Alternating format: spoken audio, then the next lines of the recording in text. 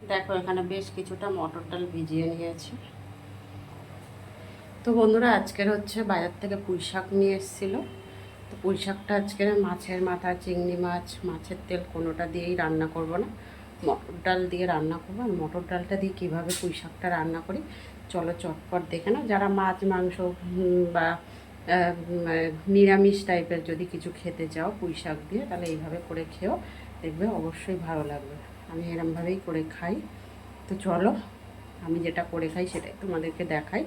তো দেখে নাও পুঁই শাকটা সবার দেখো ধুয়ে ভালো করে জলের মধ্যে দিয়ে নিয়েছি।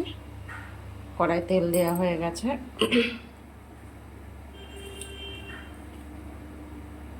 ফোড়নে দিচ্ছি 5 ফোড়ন।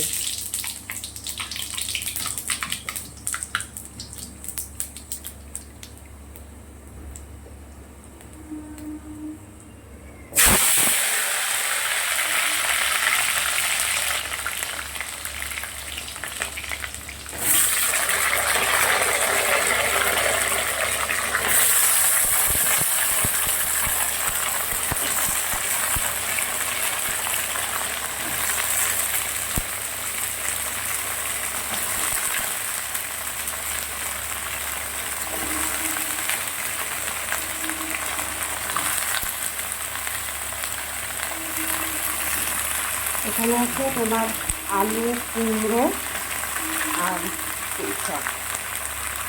এখানে পুঁই শাকের ডাঁটিগুলো দিয়েছি, শাকগুলোকে আলাদা করে রেখেছি। এখানে কুমড়ো, বেগুন, আলু আর পুঁই শাকের ডাঁটিগুলো আগে পাঁচফোড়নের মধ্যে দিয়ে ভালো করে নাড়াচাড়া দিয়ে নেব। বেশ কিছু সময় নাড়াচাড়া দেবো। দেখো বন্ধুরা, সবজিগুলো কিন্তু বেশ ভালো করে লাল লাল করে ভেজে নিয়েছি। নুন দিয়ে দিচ্ছি পরিমাণ মতন।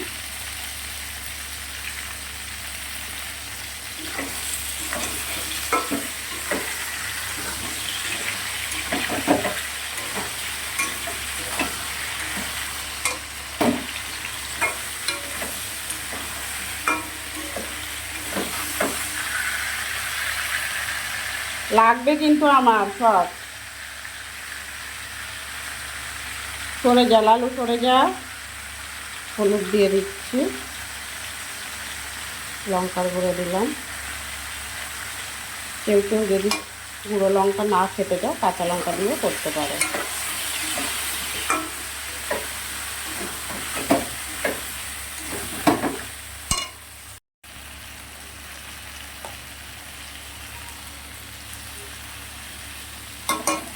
এক চা চামচের মতন আদা বাটা দিলাম।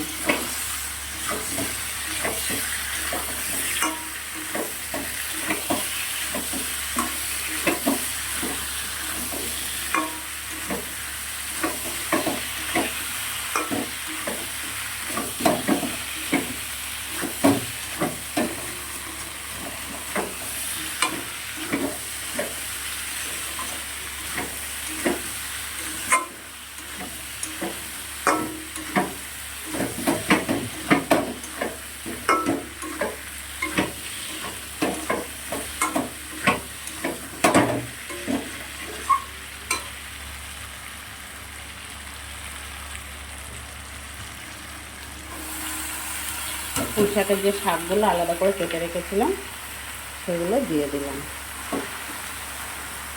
এবারে বেশ কিছু সময় ঢেকে দেব। এদিকে হচ্ছে কড়াই তেল দিয়ে নিয়েছি। তেল দিয়ে মটর ডালটা পেস্ট করে নিয়েছি।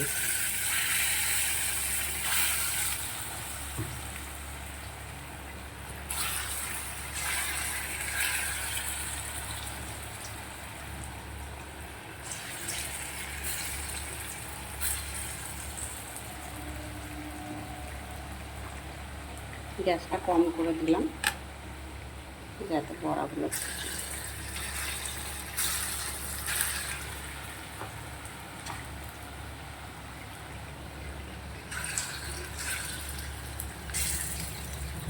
আর মটর ডালটার মধ্যে আমি একটু আদা বাটা, হলুদ, লঙ্কার গুঁড়ো, একটু নুন আর একটু দিয়েছি, না করে পেস্ট করে নিয়েছি।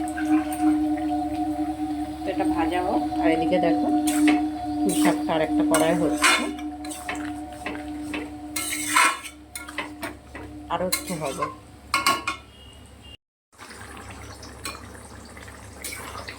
একটু মিষ্টি দিয়ে একটু নাড়াচাড়া করে নিচ্ছি।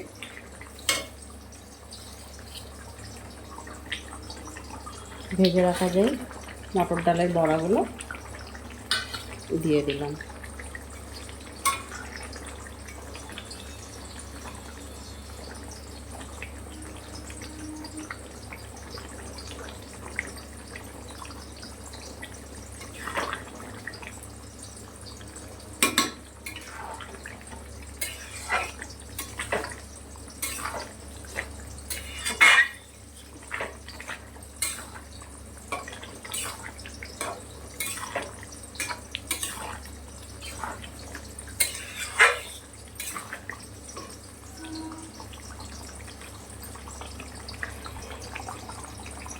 এবার আমি নামিয়ে নেব। একটু গুঁড়ো গরম মশলা, মিট মশলা দিয়ে দিলাম। যাই হোক, ভিডিওটা আর বড়ো করছি না, এখানেই শেষ করব। কে কোথা থেকে ভিডিও দেখছো কমেন্ট বক্সে জানিয়ে যাও। সবাই ভালো থাকবে, সুস্থ থাকবে।